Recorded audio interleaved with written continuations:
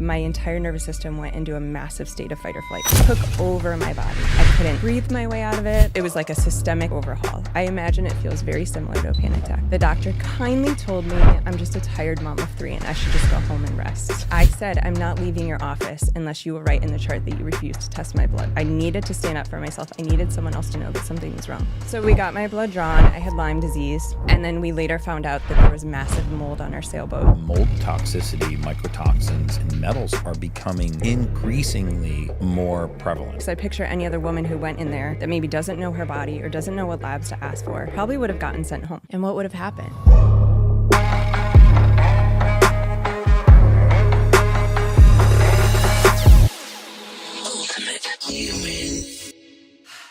Hey guys, welcome back to the Ultimate Human Podcast. I'm your host, human biologist Gary Brecka, where we go down the road of everything anti-aging, biohacking, longevity, and everything in between. As you know, I've been on this little mini mission thanks to Dr. Gabrielle Lyon. Shout out to her. I was on my Instagram one day, and I was actually looking at Dr. Gabrielle Lyon's Instagram, and she had an influencer guest of hers that made a very good point and said, hey, if you follow Gary Brecka and Huberman and some of these other podcasters that are doing great things out there in the world, they seem to have a heavy focus on men and male hormone therapy and male dominated audience and a lot of transitions between a lot of our male clients. And instead of taking that as an assault, I was like, you know what, she's right. And my role and responsibility at the Ultimate Human is to give a voice to the best products, to give a voice to the best practitioners, and to push people up through the noise that are doing great things for humanity. And today's guest is going to absolutely do that. And ladies, listen up, because this podcast is going to be largely for you. So welcome to the podcast, Dr. Melissa Saunders. Thank you so much. I'm so excited. That was such a great intro. I'm so glad you're giving more voice to feminine power on here. It's so important. Yeah, I really try to listen to the audience. When I had an interesting journey at the beginning of the Ultimate Human Podcast. I signed this deal with a big talent agency, and I realized once we'd launched the podcast that I started getting all these ad reads for like energy drinks and CBD gummies and junk vitamins, and I told my crew, I was like, look, I'm not reading any of these ads.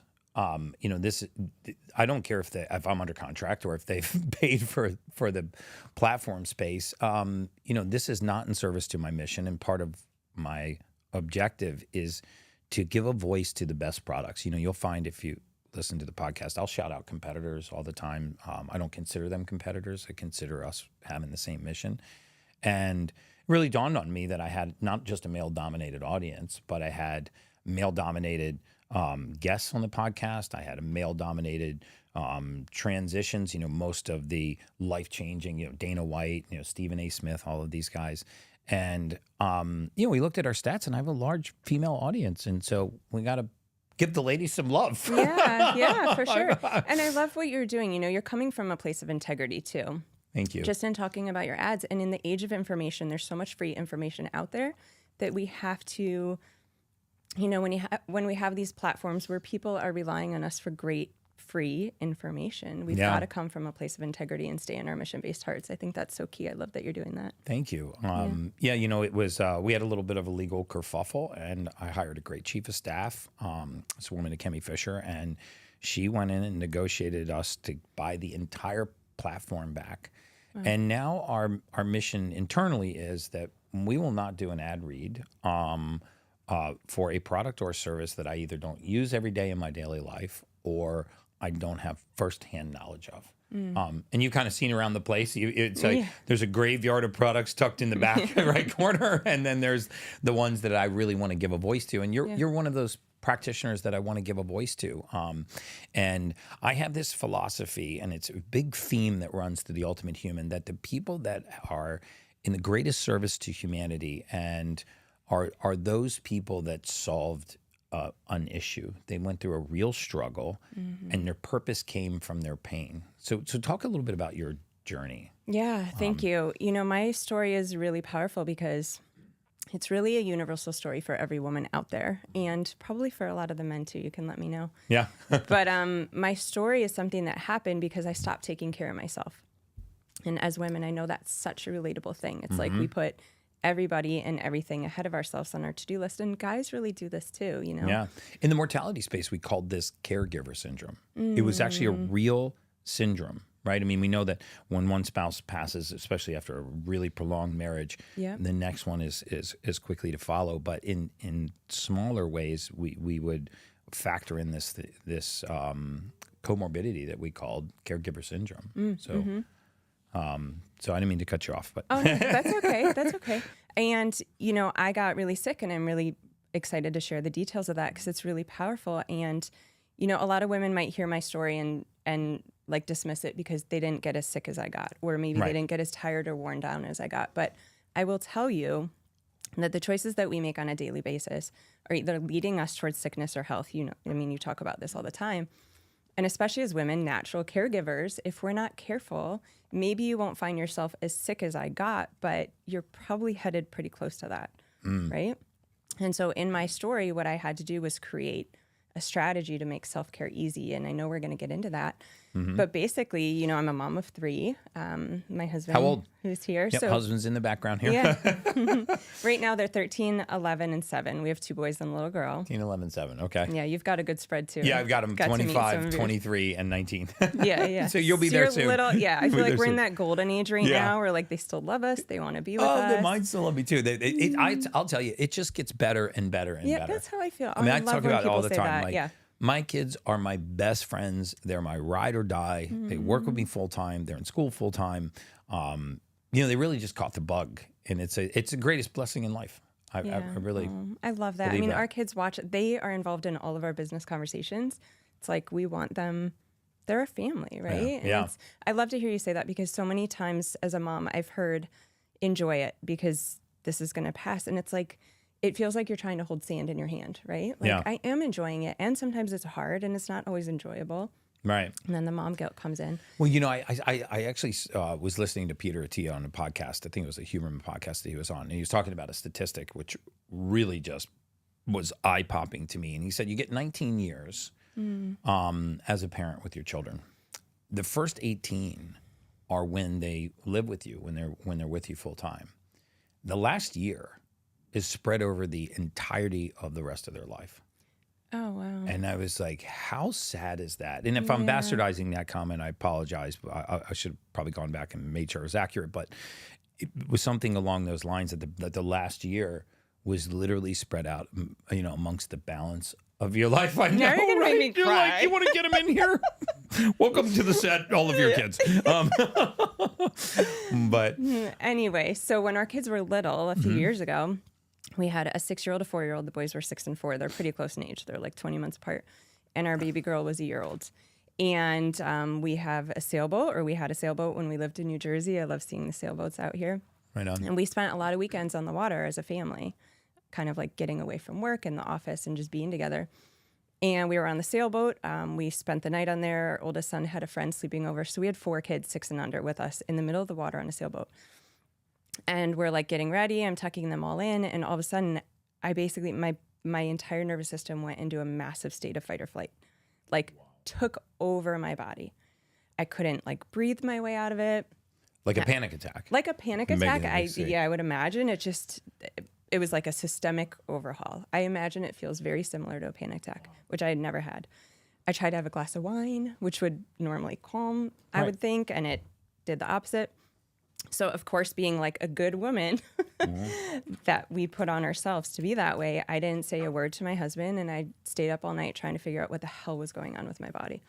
So the next morning, I was like, Jay, there's something really wrong. Like I could start to feel my vertebrae lock up one by one. Like I was getting really stiff, massive headache.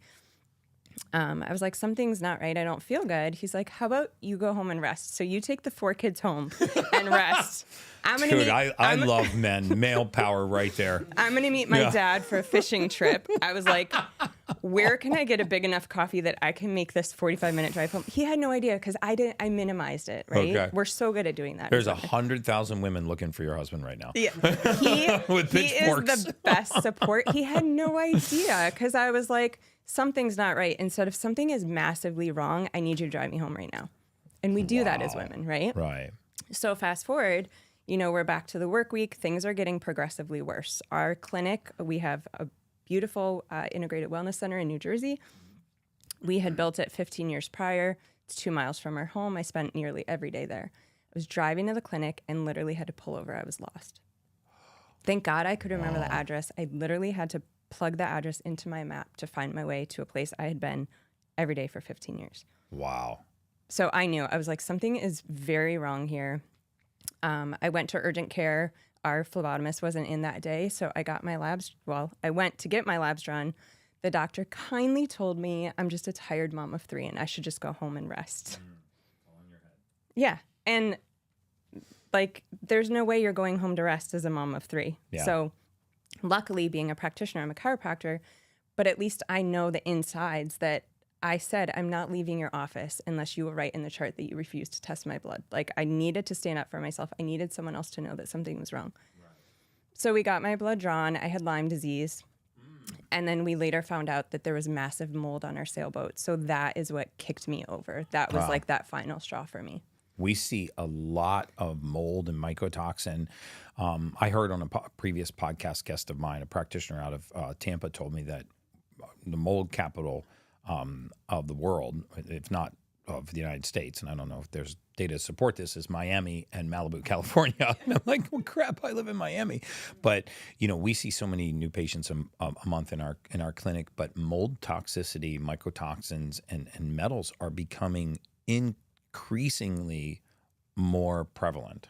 Maybe it's just that we're testing more for it, and a lot of these chronic conditions, fibromyalgia, chronic fatigue syndrome, these sort of catch-all diagnoses, irritable bowel syndrome, these sort of spherical diagnoses that catch everything, are probably a lot more mold and mycotoxin and metal related. Yeah. And so you find out that you have Lyme. Yeah. That was actually pretty. I'm kind of surprised that an urgent care would give you a Lyme titer test, or did you ask for that? I asked for that. Okay, I was going to say, because normally they wouldn't have any idea. That's where I said it was, thank God that I knew, because I picture any other woman who went in there that maybe doesn't know her body or doesn't know what labs to ask for probably would have gotten sent home. Right. And what would have happened? You just continue to work yourself into the ground. Yeah. But at least you have an enemy now, right? Now you At least I have an enemy. Yeah. And what I realized in the process, I got really sick and I watched what happened to our family when I went down. So I was the one taking care of our staff, right? I was managing our team, hiring our team. Obviously my husband plays a major role in our family, but I was also breastfeeding and co-sleeping. So like there was a lot of things that I had to do that I was struggling to get done. Mm-hmm. I had a full load of patients. So I watched my husband's stress increase as he watched me start to dwindle. Right. Right. And so in that process, we figured out how to get myself better, which thank God, once we knew it was Lyme and once we knew it was mold, we piveted into all the tools that we have in the office, the hyperbaric, the sauna, the red light. And I want to talk about that because there are a lot of people listening right now that may have it, don't know they have it, but are going to identify with your story or have it and don't really know what to do because the conventional medicine doesn't offer a lot for mold mycotoxins. Yeah, we can definitely talk about that. And I also found, what was really important to me, Gary, is that, as a chiropractor, we're trained to look at the body, as this incredible healing machine. And so it's basically stress that pushes us into disease or dysfunction. Right. So whether it's physical, chemical, or emotional stress, we see stress as like a bucket, our ability to manage stress as a bucket. Mm-hmm. So our stress accumulates. And when that bucket gets full and overflows, there's your symptoms, right? Right. You know this. You talk about these things all the time. So I had been pregnant, breastfeeding, and co-sleeping for 7 years. So I was doing everything right in the physical world. I was doing my CrossFit workouts. I was fasting. I was living a low-carb lifestyle. But my emotional stress had gotten so high that mold, you ask the question, like, are we seeing it more? Are we testing for it more? Has it always been in the environment? And maybe now we just can't handle it because our emotional stress is so high. It's great. I think that's a big piece of the puzzle. And as a woman, when we think about what can we do to address our emotional stress? That, I think, in the past has gotten really overwhelming to women because we think about self-care, a massage, these things that we have to like duck out and escape from our lives in order to incorporate. So I knew I needed to create a system, not only to help me, but to help women, that we could do self-care while we're driving our kids to school. Wow. We could do self-care as we're getting ready to hop in that room with that patient or on that Zoom meeting. And I think there's sometimes for a lot of women, there's a lot of guilt around self-care. They think they think self-care is selfish. Yeah. Right? They think that putting themselves first is putting their kids or their husband or their career second. And I actually think the opposite, right? I mean, it's like the analogy of put your oxygen mask on before you even assist your own child, 100%. right? I mean, because if you pass out, you're going to be no good to your child. I mean, that's an extreme example of it, but I have a tendency to agree with you that mental fitness, emotional stress, and self-care are kind of these things that nobody wants to talk about. Yeah, there's definitely a reframe that we need to have as women, and it's not selfish, and it's not about being selfless. Like, it's almost like we're taught as women and caregivers, oh, you're such a selfless person. Yeah. Mother Teresa is such a selfless person. Like, that's such a good thing. Mother Teresa flew first class. Yeah. Did she? Like, you have got to be able to take care of yourself. I love that because I'm a travel diva. Yeah. But yeah. In order to be able to take care of others. So, the big thing that I came up with for women, and I would love to spend some time on this, is that we have got to be willing to spend time with ourselves. We have got to be willing to sit with ourselves, because that's where true self-care starts. And this kind of self-care that we're going to talk about is free, it's easy, and you can access it at any time. Wow. But the tough thing when I talk to women about sitting with themselves is there's a few challenges that come up right out the gate. Yeah. Is it okay if we go into these? Let's Okay. go. Dude, my ladies are tuning in right now. Yeah. And men listening to this, share this with your girlfriend or your girlfriends or your wife, because she needs this message so badly. So, when women do not have access to sitting throughout the day much of the time, and neither do men, right? Like, this is not just a message for women. Right. And you think about, one, how can we carve out that time? We're running around doing all the things in our jobs, with our family, all the things. You guys are doing them as well. If we can actually find that 5 minutes in the morning or at the end of the day to finally sit down. If you tell someone to not do anything in that space, think about before you had your incredible breathwork practice. Right. Or a meditation practice, and someone told you to sit and do nothing. Oh, it's the worst. I used to go to these guided meditation classes, and it would drive me crazy. Because I would lay down on the table in a dark room, the candles going, music's playing, and the practitioner is like, there's a hallway. And at the end of the hallway, there's a light. And I'm like, well, can we get to the end of the hallway? Because clearly something's going on. There. Yeah, there's something going on down there, and there's not a damn thing going on where we are. So they're like, let me get to the spot. That's the point, Gary. Just go with it. Yeah. And I'm like, I can't do this. I want to get to the hallway where the light is. Yeah. But I know what you mean. So you sit in this space for 5 minutes. So if you tell someone to sit for 5 minutes, if I'm like, women, we know we need more nurture. We know, all day you're just like, I just want to sit. I just want to get to Friday and like sit on my couch and relax and catch my breath. But you go to sit, and what do? These thoughts come up like, oh my God, what am I doing here? What's my to-do list? Why am I sitting here? What is this supposed to feel like? Get on my phone. So maybe if we go deep enough, we start to feel some feelings. Maybe like, oh God, today was horrible. Or, oh my God, I didn't run that meeting the way I should have. Or it's like the shoulds, coulds, didn't, wouldn't. So what do? We distract ourselves out of it. What do we grab to distract ourselves out of that feeling of sitting? If you're sitting and you're doing something and it's not being internal, what is it? It's grabbing your phone, right? So we grab our phone and it distracts us out of that moment, but it also pulls us into more of like the shoulds, the not good enoughs, right? We're either scrolling social media, we're scrolling our emails, maybe we're meal planning, we're doing all the things. Right. So in my mind, what I like to encourage women to do is to have a gateway tool to help us sit, and it's a book. So what if instead of picking up your phone, which is a negative habit, instead of just not picking it up, you replace that negative habit with a positive habit. So you're not just not picking up your phone, but you're picking up a book instead. Okay. And what if you're picking up a book like Michael Singer, Untethered Soul? I don't know if you've read that book, but it's incredible. In that book, he talks about becoming the observer in our life, right? This is really powerful stuff, because as women, we have got into a place of fearing these like dark, shadowy emotions, right? Right. If I feel angry, that's bad. If I feel sad, I got to get myself out of it. Right. Right. And so what we can do in becoming the observer is create distance from these thoughts. It's not about not feeling them, but it's almost like if you have a girlfriend that's going through something like very emotional, you can meet that girlfriend and give her advice because you're on the outside and you're not like feeling it as much. Right. You can rationally work through that problem. Right. When it's ourself and we're like lost in the emotion or trying to distract ourselves out of it, it's like we lose the insight that's in that feeling. Right. So when we can become this observer, we can start to ask ourselves questions about these emotions. What is it about this situation that's making me feel? Why am I sad about what just happened? Why am I feeling jealous or guilt? And from there, we can get these really powerful insights into what we want or don't want in our lives, rather than just continuing to do what we do and like stuffing these feelings in the closet. Right. These are powerful emotions. And I want to talk about some of that when we talk about. And so you're saying they should start with 5 minutes at a time, just say either in the morning or when they get the kids home. It's just find a place for 5 minutes. Could you make some book recommendations? Maybe I'll even throw them in the show notes. Yeah. That the first one being one of them. And just start with this 5 minutes of self-care. That's your first. There's two things I would say. So one is having a book with you wherever you go. And I actually started, because I wanted to help women do this, I created a free online community. We have a women's book club. Okay. Where each month I recommend a book that helps empower us. And then in our meetings, we apply the concepts in that book to our lives as women. So I know we'll link that below. They can join my book club. Sure.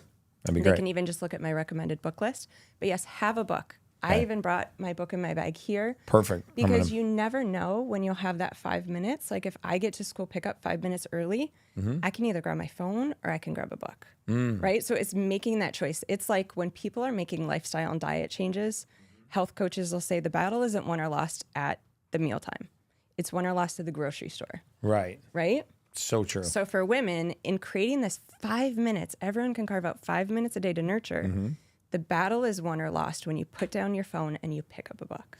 And I think that, I like this habit because it's, it's a 5 minute commitment.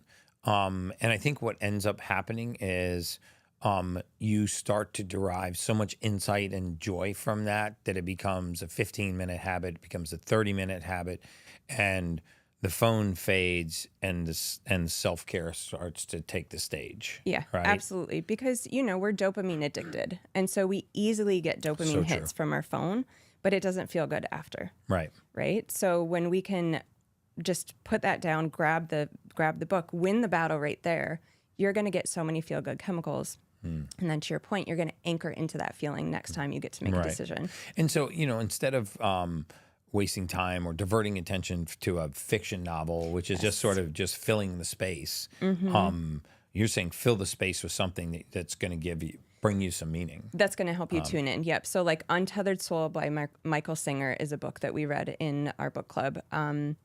Breaking the Habit of Being Yourself by Dr. Joe Dispenza. He's got some incredible books. Him. Yeah. Right now we're reading Atomic Habits by Breaking James the Habit Clear. of Being Yourself.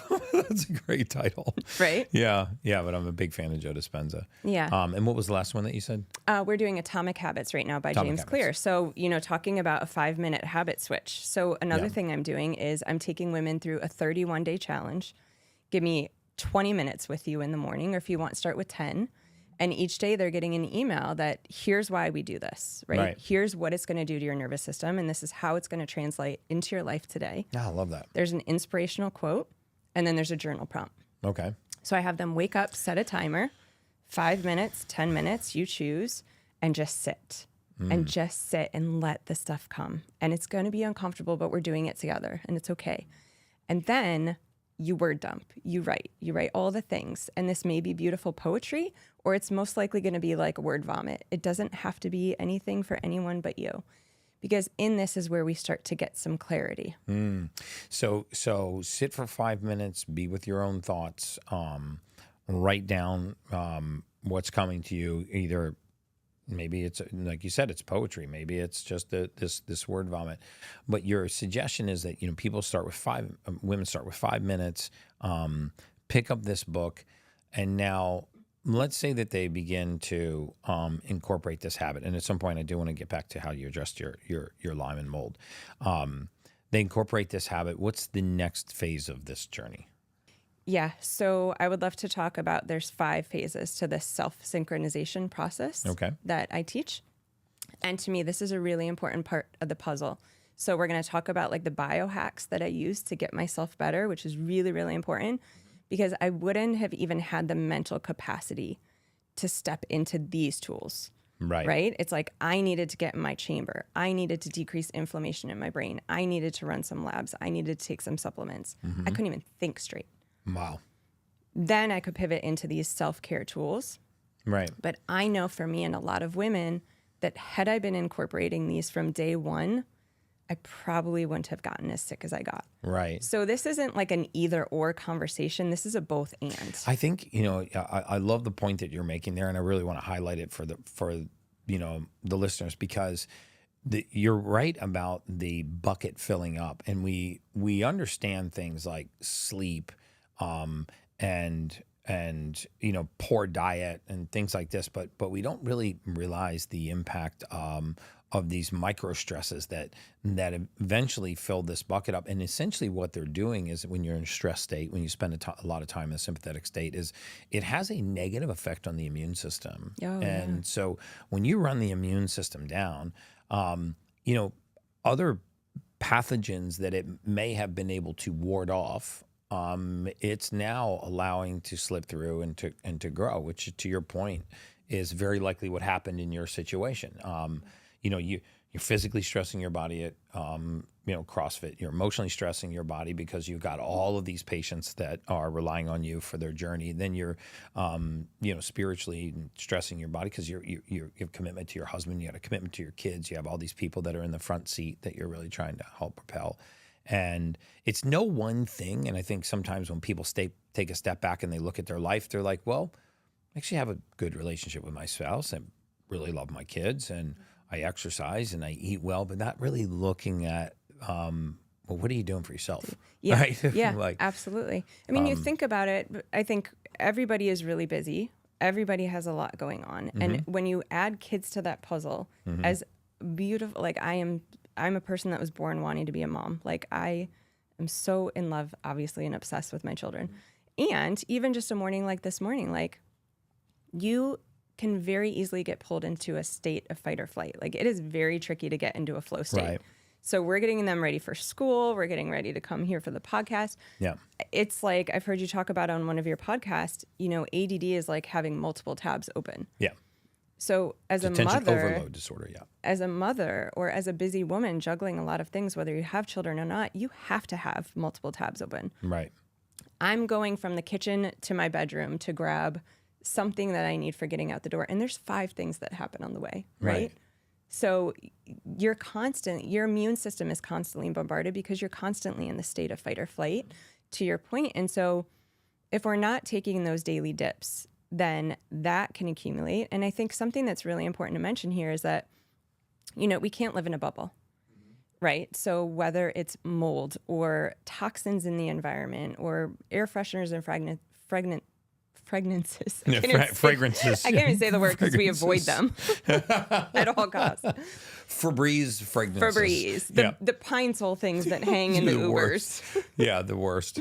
But there's a place for like being able to handle it. And I think that's where the magic comes from. And that's what I want to help women do, because we can't control our external world. We can only control the internal.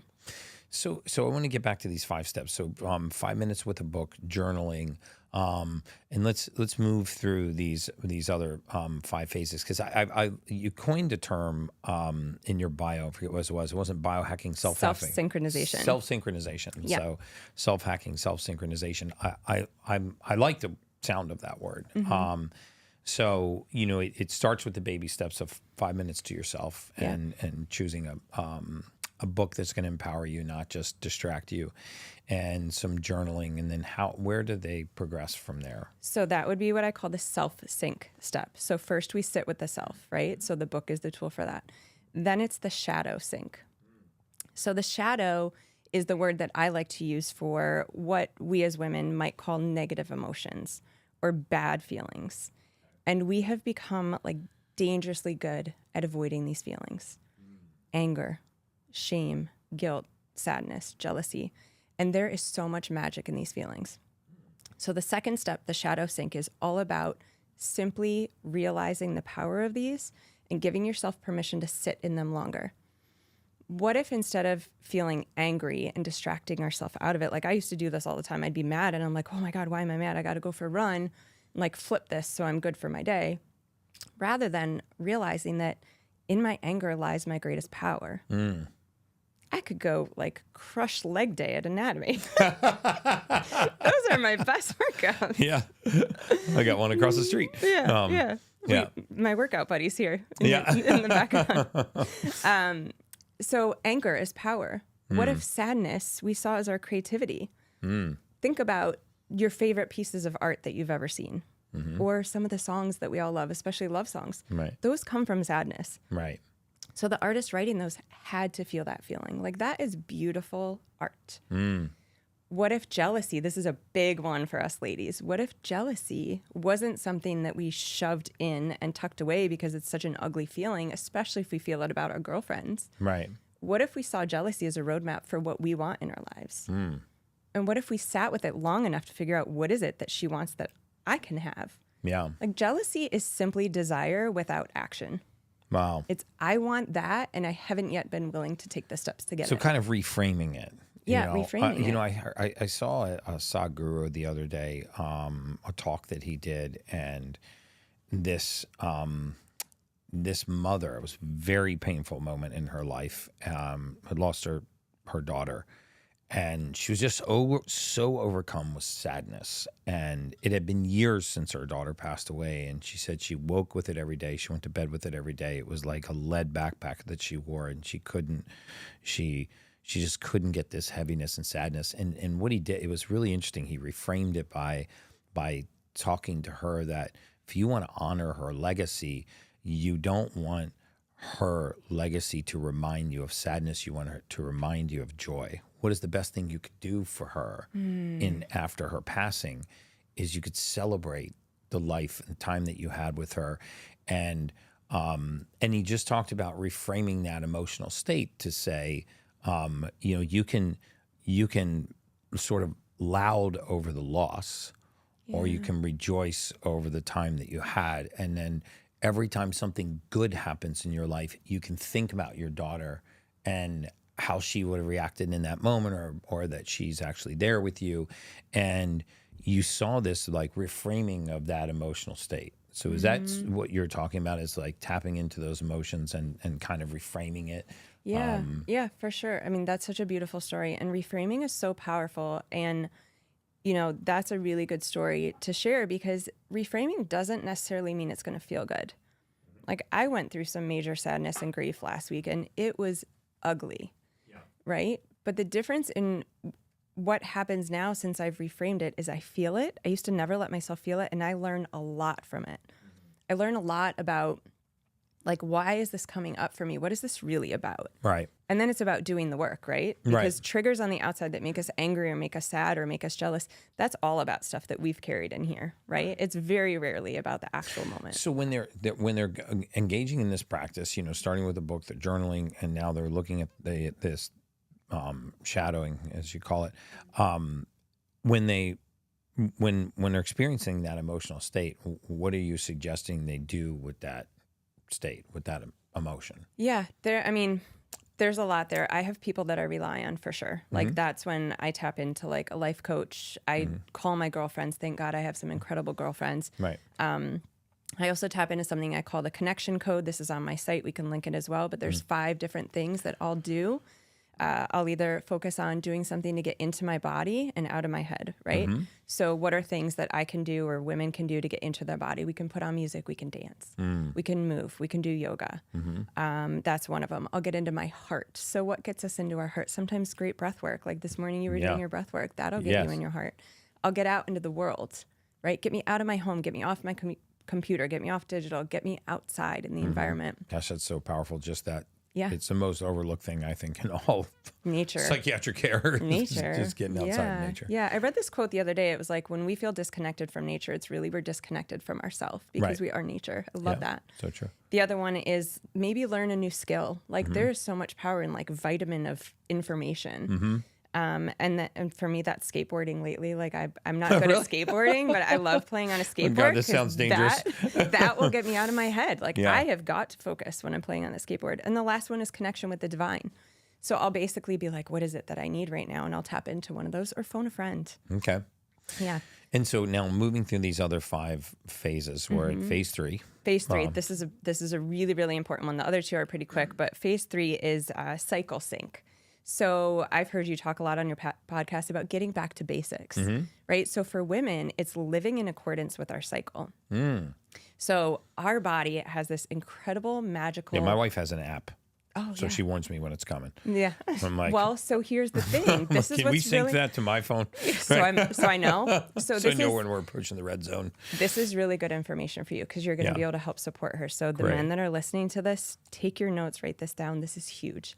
So, you know, as women, we're designed, it's not an accident, right? What happens with our hormones. There's a design for it. We've just gotten disconnected from it. Right. So leading up to our cycle, we have a drop of progesterone, estrogen, our neurotransmitters drop, all of our feel-good chemicals, our dopamine, our serotonin. So basically all of our protective armor is down.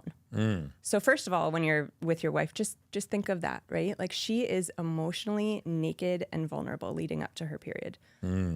So what I always like to, you know, as a chiropractor, my lens is always like, why were we designed this way? So why would women be designed this way? Well, if you look back at indigenous cultures, what would happen during those times? Well, women, one, were all synced up to the lunar cycle because we didn't have all the lights that you talk about all the time. We didn't have blue light and white light, and we were all in sync. And these women were removed from society. They weren't outcasted. Right. They were invited to stop their duties, stop their responsibilities, because the communities knew the power of these women gathering together and taking time to go inward. This was the most intuitive time for women to gather and create solutions for problems and challenges within the culture. So the most intuitive time for them is during this emotional vulnerable state prior to their menstrual cycle starting. Cycle. How far out prior from the to menstrual and starting? cycle? I think there's other experts. Dr. Mindy Peltz. Right. I don't know if you've had her on here. She nails this stuff. Oh, so good. So that would be a great question for her. But I would say about 5 to 8 days leading up. Okay. So how do we apply this to real world? Because you're not going to send your wife in the red tent with her friends. Right. And we probably have podcasts to be on and patients to see but how can we take that information and live in accordance to that? Well, if we're talking about biohacks, like this is not the time to push the ice bath. This is not the time to push the sauna. Use it, right? But this isn't like I know we had a conversation before the podcast anyway. It's not more is better anyway, but especially during and leading up to your period. Okay. This is a time to nurture. This is a time for slow tune in. For me, this is when I absolutely get in my hyperbaric chamber. This is when I'm spending a lot of time on the PEMF mat. This is when, if I'm going to binge LIB, it's Love is Blind. Yeah, Love is Blind. For all those. All those ladies out there, I know you binge watch. It's total trash and it's so good. It's total trash. It is a train wreck of a show. Well, we just got off the spiritual bandwagon and went right down. Yeah, well, let's hole. be real. Let's be real. This is when I'm going to watch. If I'm going to watch something on Netflix, this is that time. If I can carve out time for a massage, it's the week before my period. Really? If I'm going to get my hair done, it's the week before my period. This is when, can someone take care of you?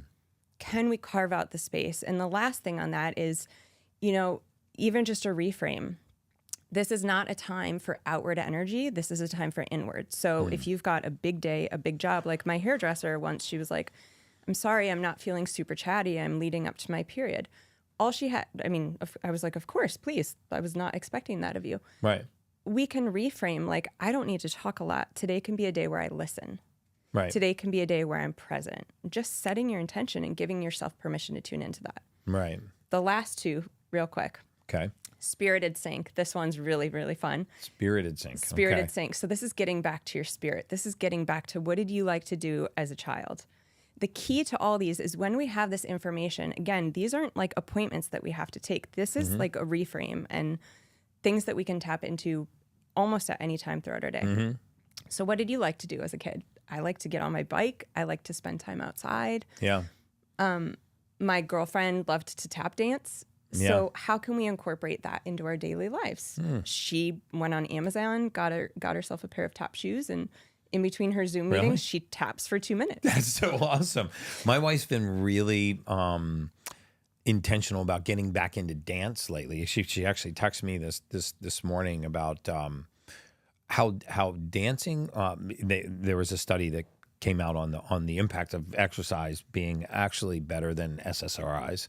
If I can find the study, I'll actually put it in the show notes. And that the serotonin, selective serotonin reuptake inhibitors did not have as much of a positive outcome as exercise, and specifically that dance had the greatest effect on these dopamine levels and actually shifting a state of depression more so than these SSRIs. And so she literally just texted me that this morning. So she's definitely going back and going to start dancing. She's going to dance. It's so she's not depressed, good. but I mean, she's just going to dance her way into a state of really healthy. Well, it gets you out of your head and into your heart and into your body. Right. So I did something similar. I would call these macro self-cares, right? Okay. Macro self-care would be going to the dance class. Right. Micro self-care, if you have like a quick 2 minutes, it's putting on music at your house and like shimmying your hips in between phone calls. Right.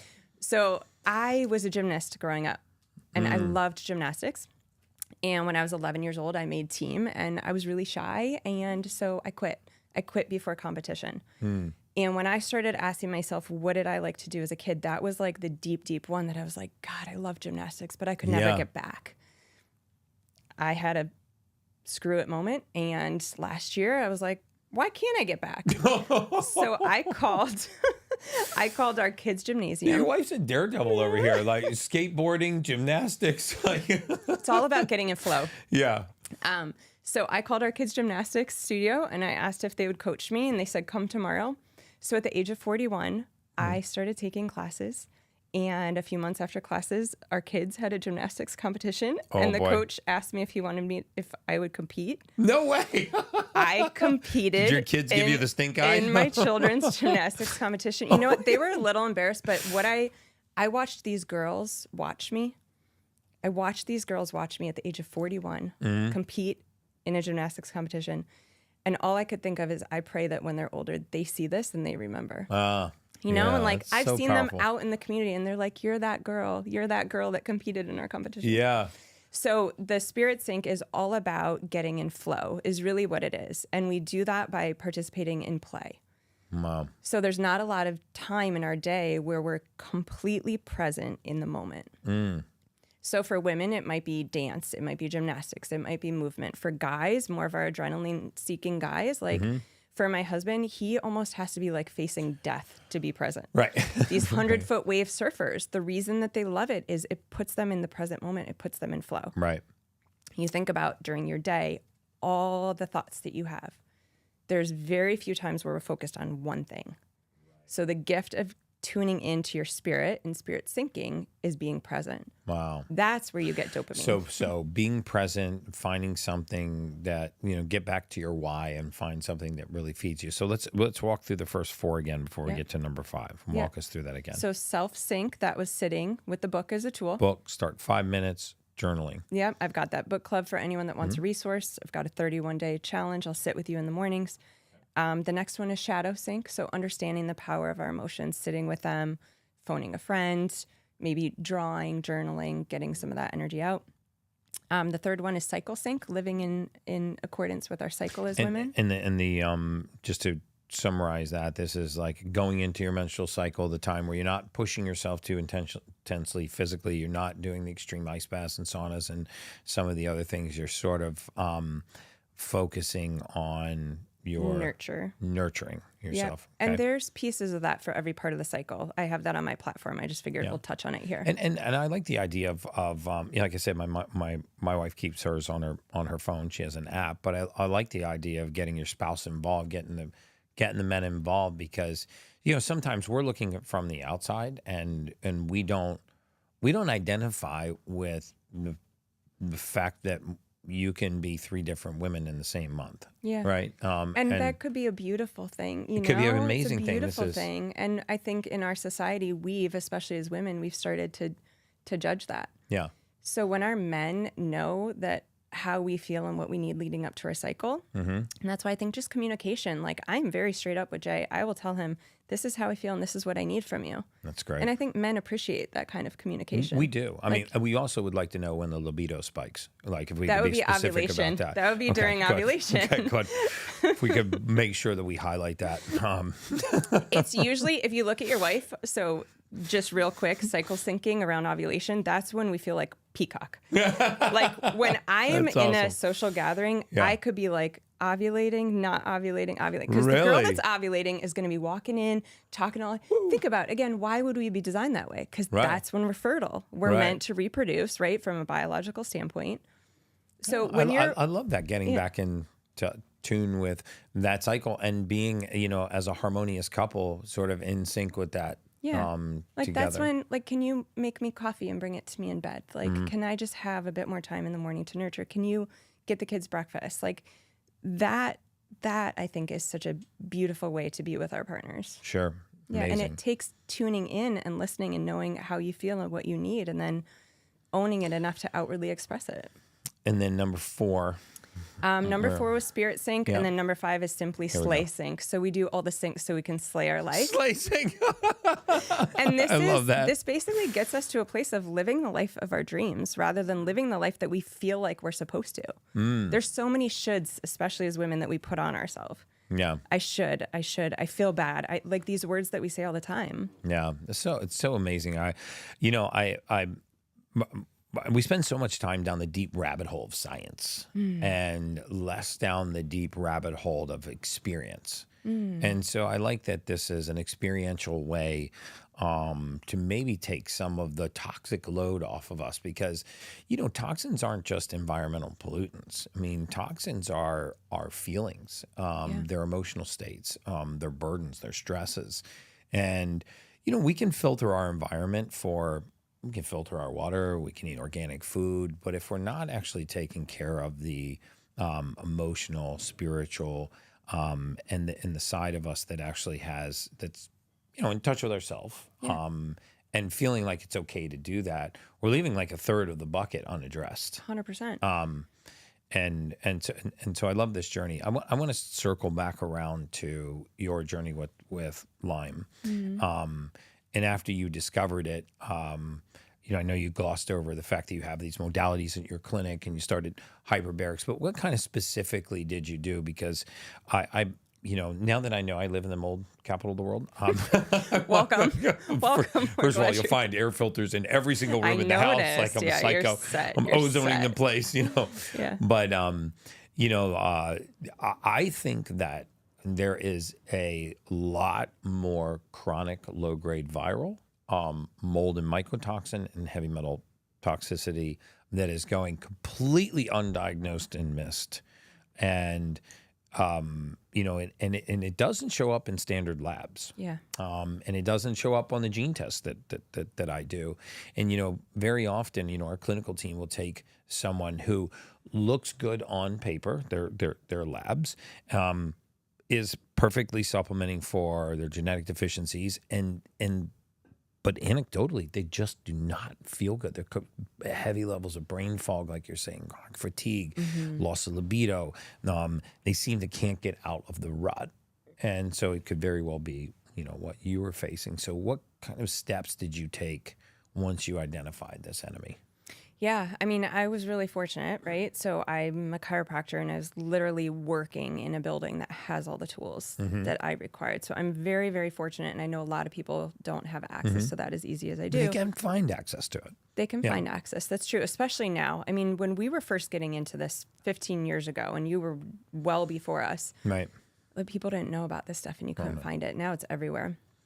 But I also fortunately lived with a functional medicine practitioner. So what did I do? I delved pretty deep into fasting. I was definitely taking a lot of supplements to help clean out some of the bugs and help support my immune system. When you say delve deep into fasting, what kind of fasting were you doing? So I was doing once a week for me. This is what worked for me. I was doing once a week a 24-hour. And I would do that even leading up to getting sick. I was doing that about once a week, like my busiest week in the clinic, because I actually feel best when I fast. Other days I was doing intermittent, and then I changed my fast around my cycle. So leading up to our cycle, there's progesterone balance that needs to occur. So that's when I would have more carbs and cut my fast. Okay. So I would do fasting. Hyperbaric oxygen was one of the biggest parts of my healing. Yeah. So you would, how frequently would you do hyperbaric? And for those people that are familiar with hyperbaric, what kind of atmospheric pressure would you use and oxygen would you use? Yep. So we have hard chamber in our clinic, and we have soft chamber in our clinic and in our home. So I was doing, for the most part, soft chamber and mild pressure in our home. When you say mild pressure, 1.4 1.3. Okay, so just really, really mild pressure. Yeah. You know, and for those of you guys that think that hyperbarics for a condition like this are way out of the realm of possibility, you know, our clinical team has in the past been able to. There are companies that put leasing agreements in place, and they will actually, if a practitioner writes you a script, they will deliver a hyperbaric chamber. And the doctor will give you the script on how to utilize it, and then you lease the chamber. So, you know, when you're looking online, you're like, holy cow, these things are $18,000 to, $90,000 if you get really sexy. You might not be out of pocket for all of that for a few $100 a month. I mean, I have a friend out in Pete and Kim out in Colorado, and they leased it. And that's nice too, because then it's in your home. Right. Yeah. So for me, you can go to clinic now. So many clinics have them, thank goodness. When I was doing it in our home, I could get the kids to bed, and then I could spend a couple hours in the chamber. Okay. Right. So you're doing hyperbaric chamber, fasting, cyclical fasting, I would call that. And this is full water fasting for 24 hours. Yes. Right? Yeah. Well, I've blood tested, so I'm someone that can have coffee on a fast. So I would have a little bit of heavy cream in a coffee. Right. Great. My ketones go up and my glucose stays stable. You just made a lot of people really happy. Yeah. Yeah. Makes it so much easier. And then, and so you would do a soft hyperbaric chamber session daily? I would aim for Jason was overseeing my care because I couldn't even think straight, but I think I was aiming for about 10 hours a week was my goal. 10 hours a week, wow. And then, because I was doing a couple hours in chunks at home. So if I went 2 hours, 5 days a week, I hit it. And then once a week in the clinic, I was getting about 1.75. So I was hitting the higher pressure. And talk a little bit about what the hyperbaric does. So it obviously increases the atmospheric pressure, but were you also running high dose oxygen in there? 95%? We didn't have supplemental oxygen in the clinic. We do. So hyperbaric essentially, again, boil it down to what does our body need and what does it run off of? So hyperbaric oxygen is simply oxygen under pressure. You know this, but for your audience. And according to Boyle's law in science, any gas, when we pressurize it, we can absorb more readily.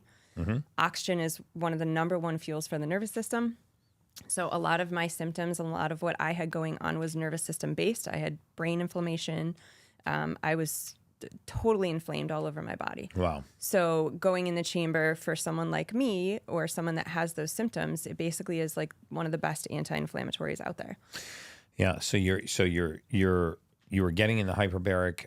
What kind of supplementation were you doing? And were you trying to measure your ANA titers, your IgG, your IgM titers to see if it was having an effect? To see what was happening, yes. And really, I took myself out because as a practitioner, I feel like I feel like I can't doctor myself. Right. So I needed to become a patient. And I was so overwhelmed with what was going on in my blood. Fortunately, I was able to hand everything over to Jason and just focus on mentally getting myself better and taking care of my children. Okay. So he was running my labs. He was keeping a close eye on everything. I was taking a lot of stuff to, I think I was taking some parasite stuff. Yeah. Because Lyme hides in all the places. I was definitely doing a lot of immune builders. I was taking methylated vitamins. I know you're big on that. That's so important. Huge. When you say methylated vitamins, just to be specific, the B complex, methylcobalamin, Yeah. probably methylfolate, Yeah. trimethylglycine, some of these things that actually just help really support healthy methylation. Because I think, a lot of people don't realize that we methylate light metals very easily, but we also methylate heavy metals, meaning we actually can rid the body of heavy metals very slowly. But when that methylation cycle is broken, we rid it extremely slow, which is why two people that are exposed to the same level of, let's say, mercury toxicity, one can become toxic mercury and one doesn't have any mercury toxin at Right. all. So you're working on your methylation, you're working on, you're using hyperbarics, you're doing that 10 hours a week. So you're also doing some targeted supplementation. You're also using fasting. I love that, that you're using cyclical fasting. And anything else that you were doing? Were you using IV therapy? I was getting some IV in our clinic. I was doing sauna, right, to like really sweat some of that stuff out. Methylene blue is a big one. Huge we were on using methylene as blue. well. In combination with red light, it really puts it on steroids. Yeah. There's we do a lot of 10 milligram methylene blue twice a day with red light therapy. And I'll tell you, for me, I mean, it's like being plugged into an electrical socket. Yeah, and if you do that, if you do the blue, then the red light, and then the hyperbarics, that's like... Okay, now I need a hyperbaric. It's the only thing I don't have in my house. We can hook you up with that one. Okay, good. Most of us have a very difficult time meeting our protein needs, and certain protein sources like whey protein and others can be as little as 20% absorbable. This is 99% absorbable, and it has all of the essential amino acids that the body needs to build lean muscle, to recover, to improve our exercise performance, and most importantly, to repair after we have intense exercise. So this is called Perfect Amino by Body Health. It's, like I said, 99% absorbable. It only has 2 calories. Eventually, the caloric intake has virtually no caloric intake. It will not break a fast. It tastes amazing. You mix it in water. I take this literally every single morning. If you're working out in a fasted state, you have to take a full spectrum amino acid prior to your workout to preserve your lean muscle and make sure that you're recovering properly. And again, it will not break your fast. So the caloric impact is virtually zero. You get all of the full spectrum amino acids. It tastes wonderful. I use it every single day. You can go to bodyhealth.com/ultimate. That's bodyhealth.com/ultimate and look for the perfect aminos. They actually come in capsules if you're on the go, or it comes in several flavors that they make in a powder, which I love. It's flavored with natural means of flavoring, so there's no artificial sweeteners in here. So this is one of my absolute favorite products. Give it a try. If you're working out at all, you need a full spectrum amino acid. Go to bodyhealth.com/ultimate. That's bodyhealth.com/ultimate. I love their lab tested products. You can actually see the absorption rate for all of their products. They've got great electrolyte protein combinations.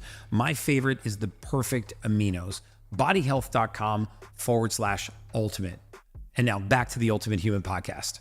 But yeah, that was a big part of it. And then... and how long was this journey for well, you? thankfully, it was really quick for us because I knew what was going on, and we had the tools to treat it. So within a few weeks, I started feeling normal. Wow. But then what happened is we travel a lot for work. A lot of times we're doing East Coast, West Coast flights. So I didn't have like the bandwidth to push the limits. So we would travel and I would get sick. I'd have a Lyme flare. We'd have like a stressful week in the clinic and I would get sick. Right.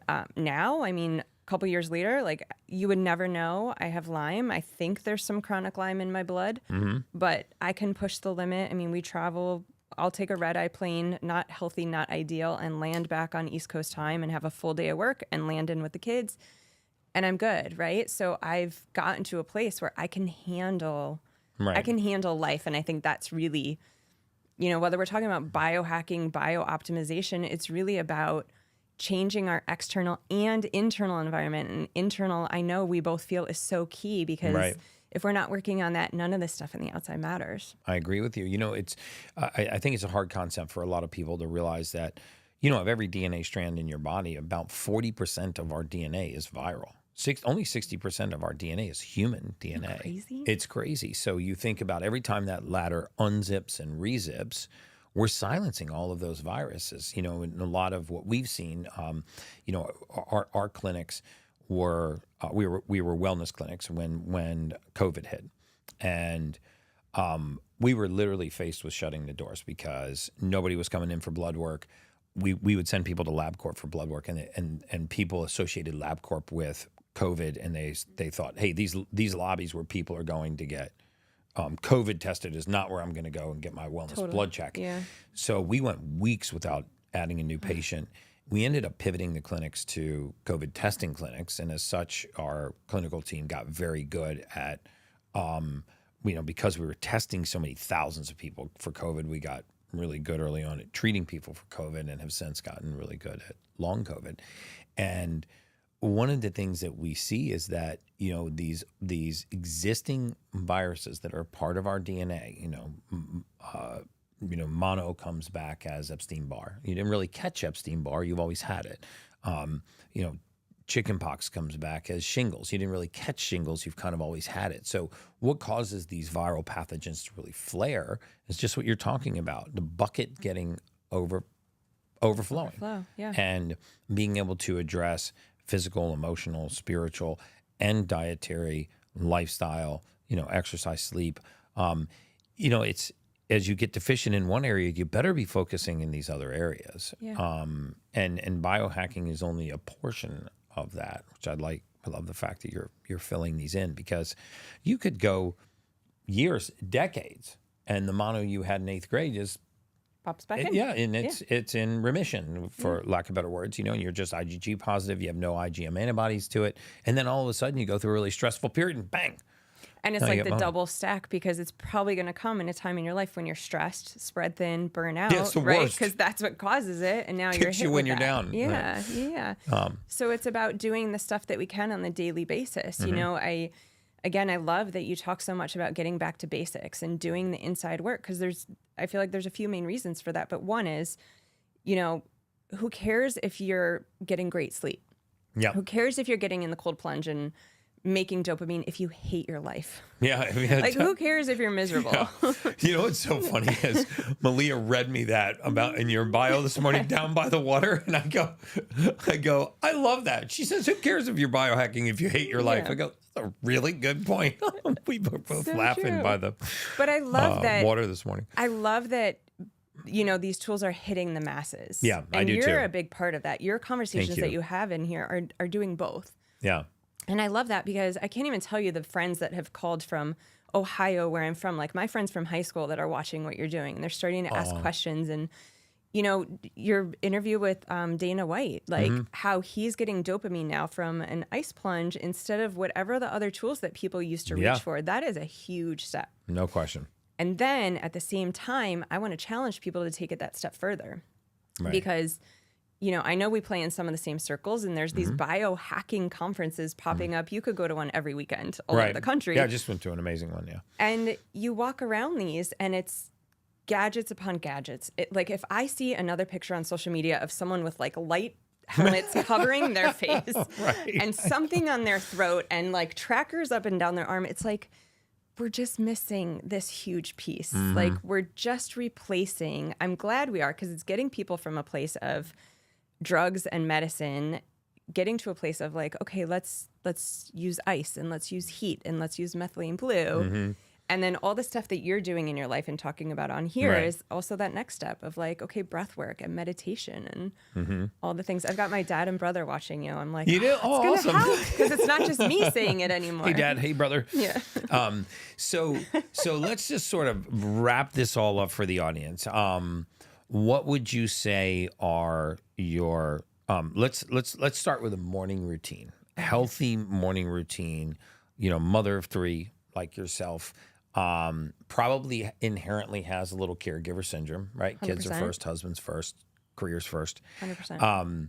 What are let's wrap up like a good, you know, starting morning routine for her, and then I want to wind into what are some of your favorite biohacks that you would use outside of that. So let's start with a morning routine. Yes, the morning routine, especially for a natural caregiver woman, whether you're a mom or not, starts with a reframe.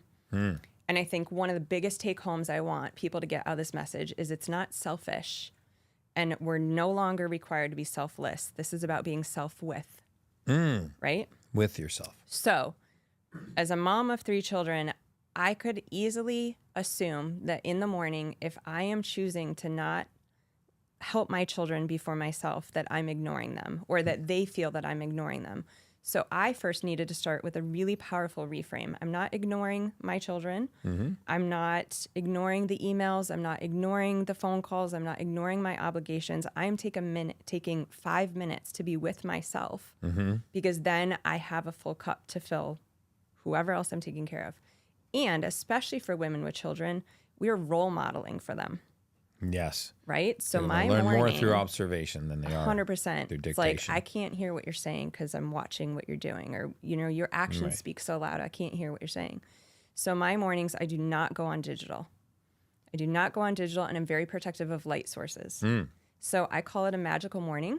Yeah. And I create what feels like a wake-up lounge. So it's this beautiful, basically the entire intention of my morning is to ease into our day. Now, do you have a specific room that you do this in, or do you? So just we do it- all kind of gather like where our couches are in the family room. I've got a red light that I love, that I turn on, and it's like a little bonfire light. Sometimes we'll put like little music on, like ocean waves or sound healing or, really light. And how long does music. that time frame last? I mean, just like you said before, you start with 5 minutes, but it rolls into half an hour. So if I'm up at 5 a.m., like I get up and I sit in front of my red light, I read my book. I've got like this beautiful night amber light that clicks on my book. That is my favorite time of the day because that's the only guaranteed time that we can be in that flow state. Right. Not going to miss 5, 10, 20 minutes of sleep, right? So I encourage women, get out of your bedroom, be very, very aware of your light. We're in this beautiful dreamlike state. And if you can extend the pleasure of that dreamlike state in the morning, it's going to set your nervous system for the entire day. So what do I mean by that? White light will pull us out of that beautiful state. Oh, yeah. White light is we are in the junk food of lighting in this room, just FYI. But we can handle it. Shame on you, Miles. We can handle my it. production manager. Just feeding me junk food straight to the dome. So get red light. There's some amazing biohack lights, that I love. Yeah, some amazing I have 'em, companies. They're great. You can also, for $10 on Amazon, like I have lamps in our home. My husband will laugh at me at like 6 o'clock at night, all the lamps, I'm like, melatonin time, and they all go to the red light bulbs. They go Like our house looks That's like a so brothel awesome. when people walk by. Whoa. So at night and in the morning, it's just red light. No idea what you're talking about. No idea. what Yeah, you're I'm talking sure. I'm sure you don't have the same thing going on. Red light district is so maybe the red light district is on to something. Maybe that's why they're so they got happy. great skin. So I love this. This morning routine, and you're even talking about some of your greatest biohacks. But I also really like that the majority of what you're talking about is free. Right, tapping into yourself, journaling, getting yourself a book, not reading fiction, and not comparing yourself to what's going on Instagram, but maybe taking a few minutes to yourself to actually read and inspire yourself and feed your soul. I mean, I think one of the things that I notice happens, and I try to reignite this childlike curiosity in my clients, is that we lose our intellectual curiosity as we get older. When we're kids, we're so curious about the world, and we're so curious about our friends and education on the opposite sex, maybe the same sex. We have all of these curiosities, and we sort of grow and grow and grow and grow, and we have this very visceral happiness. And I found that again as an adult because I have a childlike fascination with the human body, and I'm fascinated by the science of biooptimization, of, how does disease work? How do we treat disease? How do we just, continue to evolve and become, more of an ultimate human? And so for me, it's like this doesn't feel like work right now. No. Like Yeah, this, this is play. this is my job, but it doesn't feel like work at all. This morning we were shooting outside, and I'm like thinking to myself, I was like, just thank you, God. This is just amazing that this is my journey. We're outside just shooting videos of walking in the park, and I think when people can tap back into that intellectual curiosity, like what excites them, what do they want to know more about, it's a massive outlet for stress. Oh, 100%. And so I love this morning routine. So for the audiences who are really tuned, I think my females are going to love this. How do they find you? Where do they find out more about you? How can they get your book? Sure. Yeah. So they can find me on socials, beinspiredmama.com. Be Inspired Mama, and she's got the mama mug right here. M-A-M-A. Are these your signature mugs? No, the but I mama should mug? make one, right? Yeah, These are look, really I think cute. you just have to put Be Inspired above it, and you got your own. I get 15% of those sales. Totally. I'll give you a code. Use code Gary. You'll make 10 cents on every Oh, company. like 10 cents. 10 cents adds up. Then you can buy some good lights.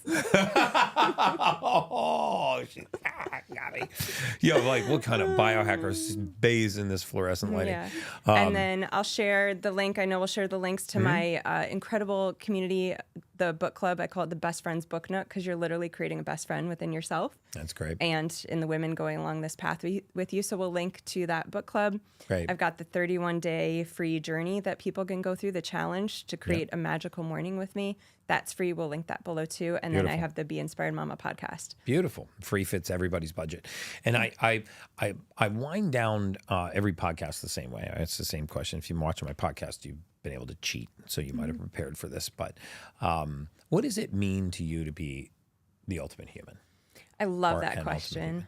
An ultimate human. Yeah, I love that question. You know, I love to say when I'm speaking to audiences that anyone can go and do yoga on the beach, right? Anyone can have an incredible breathwork practice on the top of a mountain. But can we do enough inward work by taking just 5 minutes a day to connect with ourselves so that we can handle the chaos, so that we can do yoga and get to a meditative state in the middle of whatever our day brings us? And I feel like, to me, that is becoming the ultimate human. And it all starts with that reframe of going inward and taking this time for ourselves isn't selfish. We no longer need to be selfless as women. This is all about being self-with. Dr. Melissa, this was amazing. I'm really excited that we took the time today to speak to your audience. I'm definitely going to have you back on the podcast at some point in the future. And Thank you. Thank you for coming today. And guys, as always, that's just science.